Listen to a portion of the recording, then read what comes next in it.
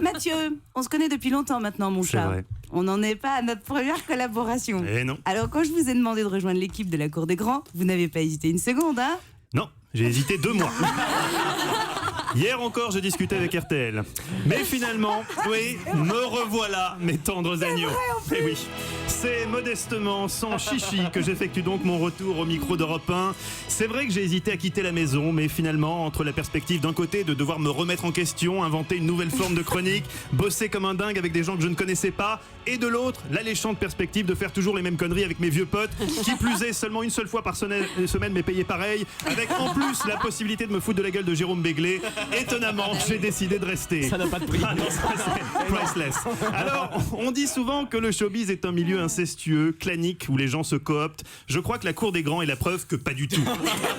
En effet, c'est purement le fruit du hasard, décidément malicieux. Si Sublet a pensé à Michalak, ancien de C'est à vous sur France 5, Béglé, ancien de C'est à vous, Vignali de C'est à vous, et moi-même de C'est à vous.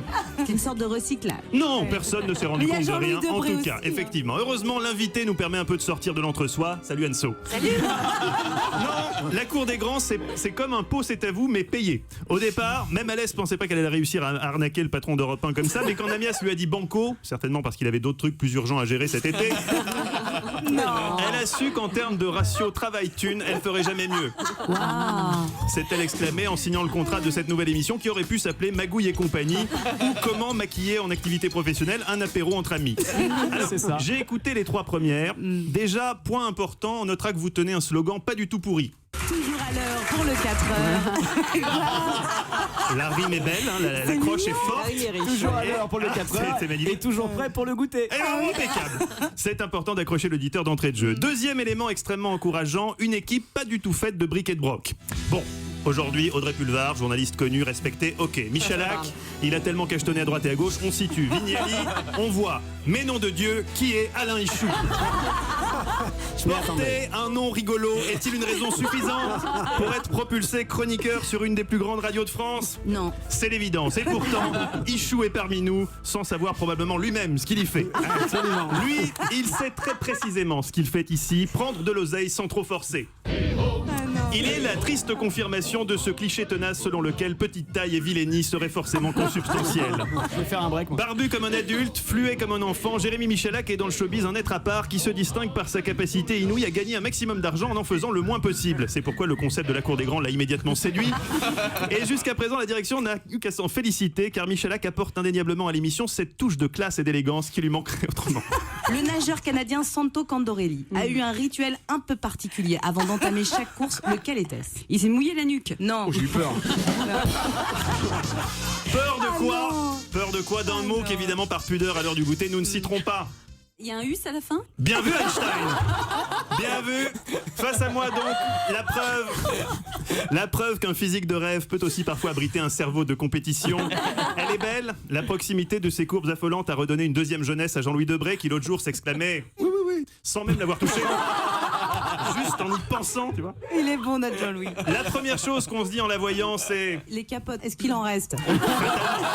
avec un physique pareil, Julia Vignali ne laisse personne indifférent. Non. Mais sa beauté ne doit pas nous faire perdre de vue l'essentiel la concernant. C'est une petite chienne. Mais non, c'est vrai. Une formidable journaliste. Formidable journaliste qui parfois, cela dit, il est vrai, s'égare sur les chemins tortueux du témoignage personnel et de l'anecdote sans intérêt. Je pense notamment à son étonnante confidence sur les pompiers mardi, qui constitue une séquence à part entière de l'émission, séquence que nous baptiserons l'instant Vignali. L'instant Vignali, c'est l'instant où le temps s'arrête. L'anecdote foireuse jaillit dans son cerveau. Machinalement, pour attirer l'attention elle fait voler sa mèche au ralenti, comme dans une pub Cacharel, l'air de dire Regardez-moi ce corps merveilleux. sa bouche pulpeuse s'entrouvre, le pacemaker de Debré lâche. On a pas eu Jean-Louis. Pour éviter que son jean slim ne trahisse son émoi, Jérémy tente alors de se calmer en imaginant Jérôme Béglé courant sur une plage naturiste, main dans la main avec un jeune et faible fraîchement épilé. Ah oui, Zac Efron. Et c'est là, ça marche non là. Et c'est là, alors que chacun retient son souffle, que Julia nous lâche cette phrase définitive, empreinte d'une sagesse que n'aurait pas renié Confucius. Vous savez, quand on aime les pompiers, on les aime toujours. Quand on aime les pompiers, on les aime toujours. Ah, c'est mimi. Ou comment réussir à dire encore plus n'importe quoi que Sublet dans sa propre émission. Chapeau Julia. Heureusement, il y a quand même un domaine dans lequel Alessandra reste intouchable, le respect profond qu'elle porte à la langue française. Alors qu'on ne s'y trompe pas, Alessandra connaît tous les mots de la langue de Molière. C'est juste l'agencement de ces mots les uns par rapport aux autres qui pose parfois problème à la Françoise Giroud de Saint-Barth, comme on la surnomme dans le microcosme littéraire. Ainsi, en l'espace de 3 émissions, on a déjà eu droit à un certain nombre de tournures grammaticalement limites ou d'expressions revues et corrigées à sa Mais sauce. je fais des efforts. Oui, la fameuse sauce sublée. Vous me dites à quel actus cela vous fait-il penser? Claudio Capéo jette les auditeurs qui reprennent un peu le wagon, en tout cas qui le prennent en marche.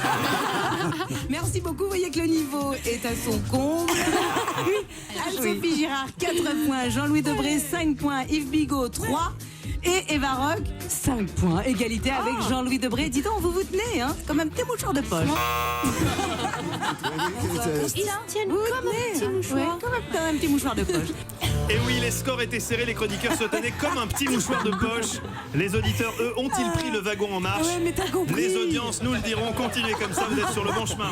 Merci beaucoup. Match et Noël.